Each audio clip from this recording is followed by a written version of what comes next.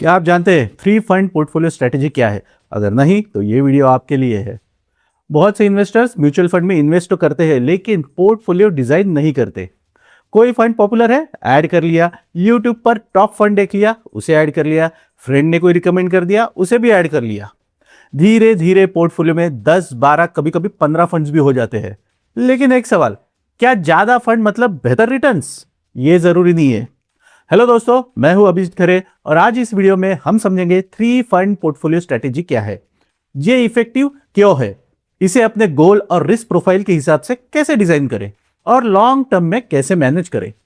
अगर आप इन्वेस्टिंग को सिंपल, क्लियर और स्ट्रक्चर्ड बनाना चाहते हैं तो ये वीडियो अंत तक जरूर देखिए। और हाँ, अगर चैनल पे नए हैं तो सब्सक्राइब करना ना भूलें। सबसे पहले प्रॉब्लम समझते हैं। अक्सर इन्वेस्टर्स बिना क्लियर प्लान के फंड्स ऐड करते रहते हैं। धीरे धीरे पोर्टफोलियो क्लटर्ड हो जाता है।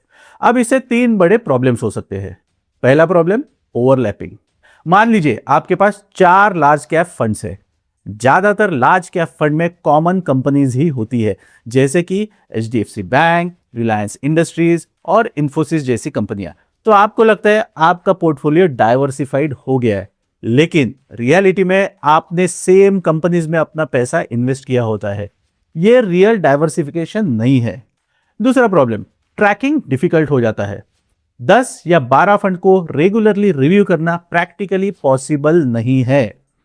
कौन सा फंड अंडर परफॉर्म कर रहा है, किसका एक्सपेंस रेशो ज्यादा है, कौन सा फंड हमने किस गोल के लिए लिया है, अगर ये ट्रैक नहीं किया तो आपका इन्वेस्टमेंट डायरेक्शनलेस हो सकता है। तीसरा प्रॉब्लम, गोल क्लैरिटी नहीं रहती। रिटायरमेंट के लिए कौन सा फंड लिया हुआ है, चाइल्ड एजुकेशन के लिए कौन सा फंड है और वेल्थ क्रिएशन के लिए हमने कौन सा फंड ले रखा है। अगर इसकी क्लैरिटी इन्वेस्टर को नहीं है, और जब क्लैरिटी नहीं है तो डिसिप्लिन भी नहीं रहता। इसलिए हमें चाहिए एक स्ट्रक्चर्ड अप्रोच, और वही है three fund portfolio strategy. Three fund portfolio strategy है क्या? तो आइए देखते।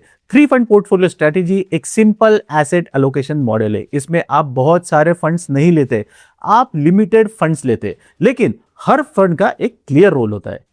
यह स्ट्रेटेजी क्वांटिटी पे नहीं, स्ट्रक्चर पर फोकस करती है। अब स्ट्रक्चर समझते हैं। इस स्ट्रेटेजी का पहला फंड, जिसे हम कोर इक्विटी फंड कहेंगे, यह पोर्टफोलियो की फाउंडेशन का काम करता है। जनरली एक large cap fund, flexi cap fund या इंडेक्स फंड हो सकता है।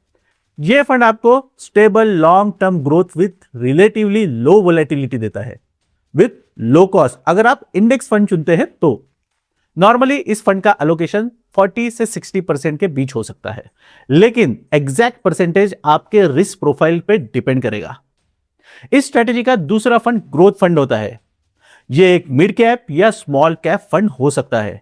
यह फंड आपके पोर्टफोलियो का एक्सीलरेशन इंजन होता है। इस फंड में रिस्क और वोलेटिलिटी ज्यादा होती है, लेकिन लॉन्ग टर्म ग्रोथ पोटेंशियल भी ज्यादा होता है। यह आपको वेल्थ क्रिएशन में हेल्प करता है। इसका एलोकेशन आपके पोर्टफोलियो में जनरली 20 से 40% के बीच हो सकता है, लेकिन कंट्रोल एक्सपोजर बहुत जरूरी है। अब इस स्ट्रेटेजी का तीसरा फंड स्टेबिलिटी फंड होता है। यह बहुत इंपॉर्टेंट फंड है। यह fund debt fund, short duration fund या हाइब्रिड फंड हो सकता है। इसका काम मार्केट गिरने पर कुशन देना होता है, वोलेटिलिटी कम करना, पोर्टफोलियो को बैलेंस बनाए रखना। इस फंड की खासियत होती है। ज्यादातर इन्वेस्टर डेट को इग्नोर कर देते हैं, लेकिन स्टेबिलिटी और लॉन्ग टर्म डिसिप्लिन के लिए यह बहुत जरूरी है।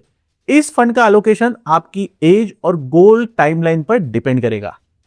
ऑप्शन के तौर पर आप गोल्ड फंड में भी इन्वेस्ट कर सकते हैं, लेकिन यह मैंडेटरी नहीं है। अब इस स्ट्रैटेजी के हिसाब से आप अपना पोर्टफोलियो कैसे डिजाइन कर सकते हैं वो देखते हैं। हर इन्वेस्टर का रिस्क एपेटाइट अलग होता है, इसलिए अगर आप कंजर्वेटिव इन्वेस्टर है तो इक्विटी में कम रखें और डेट में ज्यादा एक्सपोजर रखिए। अगर आप मॉडरेट इन्वेस्टर है तो बैलेंस अप्रोच रखना जरूरी है, और अगर आप एग्रेसिव इन्वेस्टर है तो इक्विटी ज्यादा हो सकता है, लेकिन डेट जीरो नहीं होना चाहिए। अलोकेशन डिसाइड करते समय 4 चीजें जरूर याद रखें: आपकी age, income stability, emergency fund status और गोल का टाइम होराइजन। इसके साथ ही साल में एक बार अपना पोर्टफोलियो रिव्यू जरूर कीजिए। जरूरत हो तो रिबैलेंस कीजिए। लेकिन हर छोटी अंडर परफॉर्मेंस पर फंड स्विच मत कीजिए। शॉर्ट टर्म वॉलेटिलिटी नॉर्मल है। याद रखें, कंसिस्टेंसी ही वेल्थ क्रिएशन की है। तो फ्रेंड्स, 3 फंड पोर्टफोलियो का मतलब है सिंपल इन्वेस्टिंग, स्ट्रक्चर्ड इन्वेस्टिंग और गोल बेस्ड इन्वेस्टिंग। आपको 10 से 12 फंड की जरूरत नहीं है। सिर्फ 3 से 4 वेल सिलेक्टेड फंड से आप एक पावरफुल पोर्टफोलियो बना सकते हैं। लेकिन याद रखिए, right allocation, clear goal mapping और रेगुलर रिव्यू, यही लॉन्ग टर्म सक्सेस की है। अगर आपको यह स्ट्रैटेजी यूजफुल लगी तो वीडियो को लाइक करें, साथ ही कमेंट में लिखिए आपके पोर्टफोलियो में कितने फंड हैं। और हां, अगर आप इन्वेस्टिंग को सिंपल बनाना चाहते हैं तो इजी फाइनेंस को सब्सक्राइब करना ना भूलिए। Thank you.